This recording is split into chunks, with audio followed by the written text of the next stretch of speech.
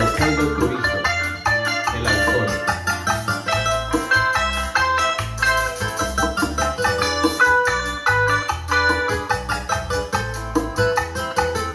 Después de tanto tiempo, ayer la volví a ver y estaba tan linda, como un sueño imposible, como una estrella lejana, así como el vuelo libre de una gaviota en la playa. Yo que creí que ya la había olvidado, yo que creí que ya no me importaba, yo que pensé que ya estaba curado de aquella pasión que me atormentaba. Y era mentira que no la amaba. Al ver sus ojos me prendí en su encanto y sentí que mis fuerzas me abandonaban. Y era mentira, yo me engañaba. Todavía vibro al sentir su presencia, todavía siento que late en mi sangre aquel veneno que bebí en sus labios, aquel veneno que quiere matarme. Sé que no voy a olvidarte, corazón, porque te llevo muy dentro, como un tatuaje en el alma.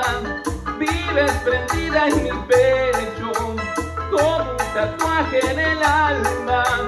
Vives prendida en mi pecho. Chiquitita, únicamente tú.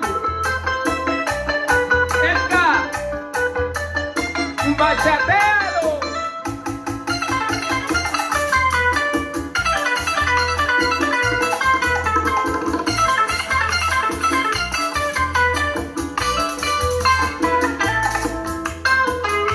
Después de tanto tiempo, ayer volvió a nacer en mi pecho una inquietud. Volvió a prenderse el fuego que yo creía apagado. Volvió a soñar despierto y al despertar asustado, porque en mi sueño apareció de nuevo su mirada profunda y transparente, como la leña que ahora atiza el fuego que dentro en mi pecho vuelve y se enciende y me consume muy lentamente. Perdí la calma, volví a ser errante que va tras la huella de lo imposible. Márchate lejos, déjame libre.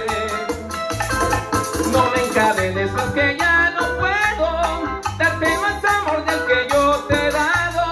Si nuestro amor se quedó en el intento, seguir insistiendo ya sería pecado. Sé que no voy